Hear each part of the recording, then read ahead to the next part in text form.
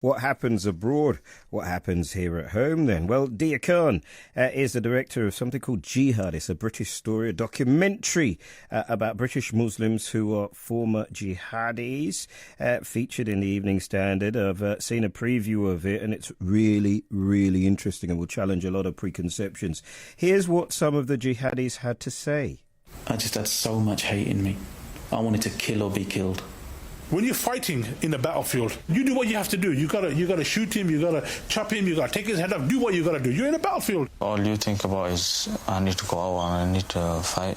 And that's all you think about. For all the harm that they've done to civilizations, to people, to communities, to countries, to states, my dream is to see the American empire fall. I was called in at school and the teacher said to me, your child came up and said that it's okay for us to kill, non-Muslims. And I thought, oh my God, what is happening here? Well, of course, all empires fall eventually, don't they? Deeyah Khan, director of JIHAD, a British story, joins me now. Deeyah, thank you so much for coming in. Thank you so much for having me. Yeah, it's been interesting because I read the article in The Standard, and many of us did here, and then watched the preview and indeed watched much of it. I jumped to the end, but I will watch the middle in a minute. Okay. And many it seemed to focus on a particular type, certainly the young ones who were angry, who were disaffected, who didn't feel as though they had a stake in society. But I could take away the religion and put a young black boy in Hackney in there, and a working class boy. That's exactly right. It's about young people not feeling as though they had a stake, right? That's exactly right, and that's the point that I've been trying to make, is that there's no hocus pocus involved in this. This is about young adolescent people, in particular young men, who feel emasculated, who feel like, as you say, that they don't have a stake in society. But the added sort of aggravation that a lot of the young Muslims feel is also in their communities and in their families. They have no way to express themselves. They have no way to say no to their parents' expectations, which tend to be, who are you going to marry? What kind of career are you going to have? And who will you be for the rest of your life? Your parents and your community determines that, for the most part, for a lot of young people. Yeah, that's and so this is a revolt. So this is actually a youth movement in many ways, and sort of a counterculture that wasn't available to me when I was growing up. Which is motivated by what then? Which is motivated by disaffection and anger and frustration and marginalization. And what IS and these various jihadi groups, what they so brilliantly are able to do is to capitalize on those feelings and to channel those feelings towards their cause and towards their own ends, which is truly just to make our young people cannon fodder for their own local power battles and land grabs. Okay, so you say land grabs. So we've been talking today about a conversation that was taking place in the House of Commons, and now Jeremy Corbyn said, I cannot back this airstrike plan. I cannot back it. Do those airstrikes actually give us more anger, more people who want to be recruited because they can see injustice, do you think? Look, I think what happened in Paris is a tremendous turning point in this entire conversation. And the reason I say that is that I really believe that attack is an invitation by IS, an attack that is appealing to the worst aspects of us as human beings. They are trying to appeal to vengeance in us, which is very understandable. I mean, it's very understandable to want to lash back. Some people might call it justice. Well, whatever it is, but to lash back in violence and to lash back in retaliation and an emotional response to what IS have done, this is what they want. What they did in Paris is an invitation to all of us. And the reason I say that is IS, despite what we say in our, media, is actually starting to lose recruits. Not only are they losing recruits and losing hold of the control that they've managed to exercise, they're also losing a lot of people.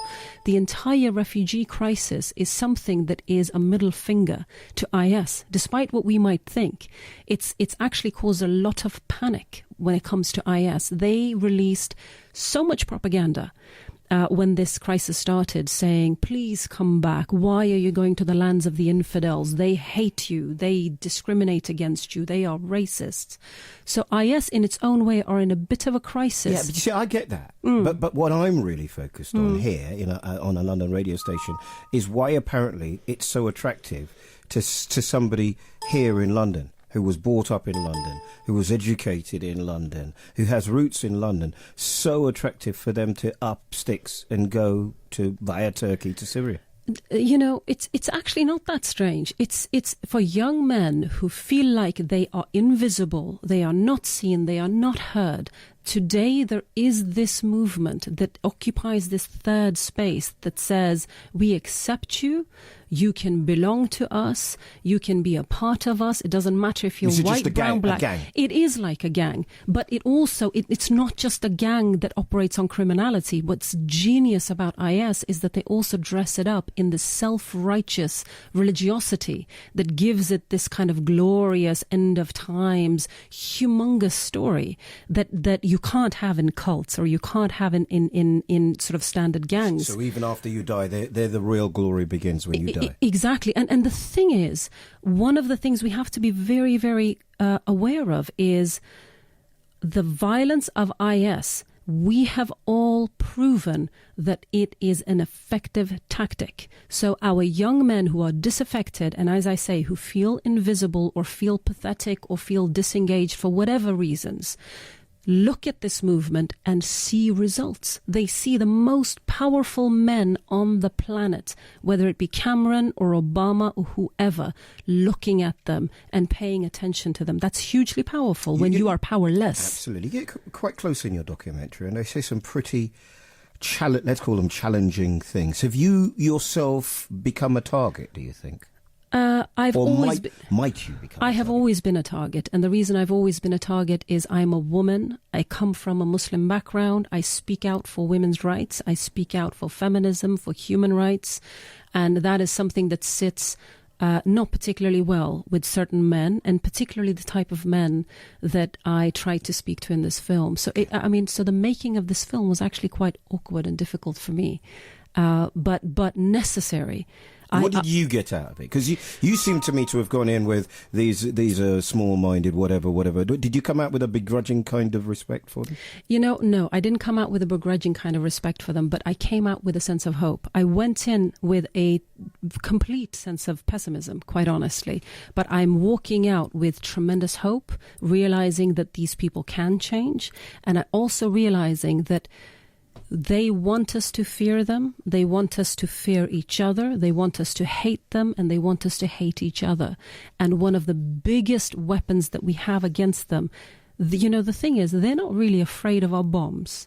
They are afraid of us, different people, white, brown, black, man, woman, getting along. The reason they attacked Paris is because it was a multi-ethnic people, people getting along, laughing, smiling, living together, showing that it works.